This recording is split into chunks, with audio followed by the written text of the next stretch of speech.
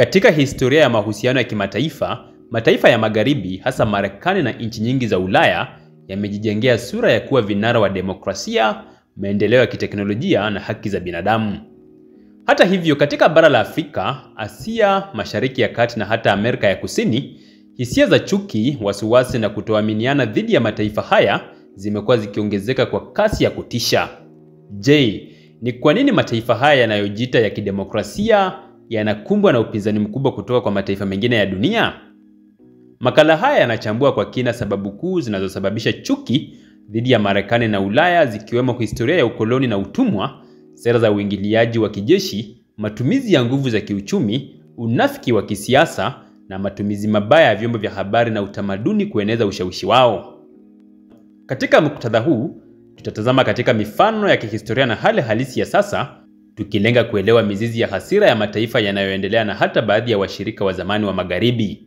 Kwa kutumia ushahidi wa kihistoria na vyanzo vya sasa, makala hii inalenga kuonesha kuwa chuki hii si tu ya kihisia, bali ni ya msingi iliyoaikisiwa na matendo ya wazi na sera zisizo na usawa za mataifa haya. Lengo si tu kulaumu, bali pia kufungua majadiliano kuhusu jinsi uhusiano wa kimataifa unavyoweza kujengwa kwa heshima na usawa wa kweli. Sababu ya kwanza ni urithi wa ukoloni na utumwa. Mataifa ya Ulaya yaliendesha ukoloni barani Afrika, Asia na Amerika Kusini kwa karne nyingi, yakichukua rasilimali na kuacha jamii katika umaskini na migogoro. Utajiri wa mataifa haya ulijengwa juu ya kazi ya kulazimishwa na uporaji wa rasilimali kutoka kwa mataifa yaliyotawaliwa. Hadi leo, majeraha ya kihistoria bado hayajapona na madai ya fidia yanaendelea kuibuliwa haswa barani Afrika. 2. Uingiliaji wa kijeshi na sera za nje za mabovu. Marekani na washirika wake wa Ulaya wamejihusisha katika vita na mivutano ya kijeshi katika maeneo mbalimbali, mara nyingi bila ridhaa ya kimataifa. Mifano ni pamoja na uvamizi wa Iraq mwaka 2003 ambapo madai ya silaha za maangamizi hayakuthibitishwa, na kuanguka kwa utawala wa Gaddafi nchini Libya mwaka 2011 ulioacha taifa hilo katika hali ya machafuko.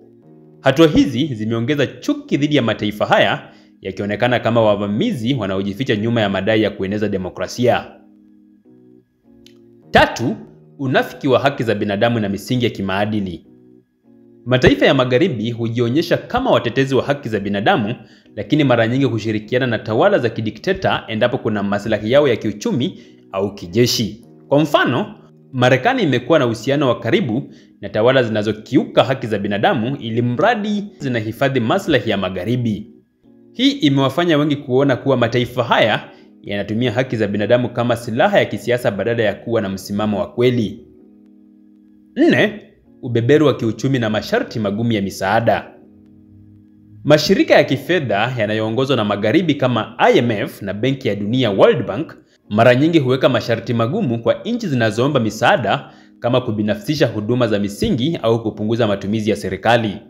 Masharti haya yameathiri maisha ya watu wa kawaida na kuongeza umaskini, huku mataifa haya yakiendelea kunufaika kiuchumi.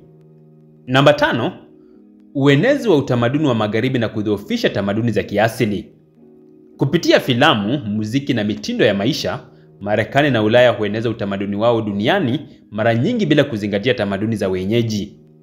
Hii imepelekea kudhoofika kwa tamaduni za kiasili na kuonekana kama njia ya kuendeleza ubeberu wa kiutamaduni kutoka mataifa haya. Namba 6. Ubaguzi wa rangi na unyanyasaji wa wahamiaji. Mataifa ya Magharibi pamoja na Ulaya yamekumbwa na visa vingi vya ubaguzi wa rangi dhidi ya watu wa asili ya Afrika, Asia na Mashariki ya Kati.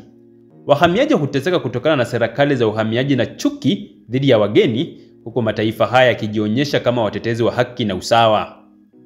Namba 7. Utegemezi wa rasilimali za mataifa maskini. Makampuni ya Magharibi mara nyingi hunufaika na rasilimali za mataifa maskini kupitia mikataba ya kifisadi au ya kudhulumu. Hii inaonekana kama muendelezo wa ukoloni wa kiuchumi, ambapo mataifa haya yanachukua rasilimali bila kutoa faida ya kweli kwa wenyeji. Namba 8. Kushindwa kutimiza ahadi za misaada na ushirikiano.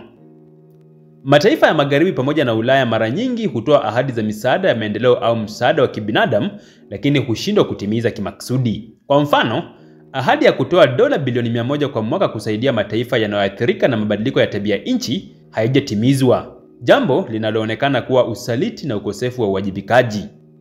Namba 9, uenezi wa sera za kijeshi au uuzaji wa silaha. Mataifa ya Magharibi pamoja na Ulaya ni wauzaji wakubwa wa silaha duniani, mara nyingi kwa maeneo yenye migogoro kama Kongo, Libya na Mashariki ya Kati. Uuzaji huu wa silaha unachangia kuendeleza vita na machafuko, huku mataifa haya yakijionyesha kama wapatanishi wa amani. Namba 10, ujivuni wa kujiamini kupita kiasi. Mataifa ya Magharibi pamoja na Ulaya mara nyingi hujiona kuwa bora na kuwa na haki ya kuongoza dunia, mtazamo unaoonekana kama kiburi na dharau kwa mataifa mengine. Hii imepelekea chuki na upinzani kutoka kwa mataifa yanayohisi kudharauliwa na kutothaminiwa. Chuki dhidi ya Marekani na Ulaya inatokana na historia ya ukoloni, unafiki wa kisiasa, uingiliaji wa kijeshi na sera za kiuchumi zinazodhoofisha mataifa mengine.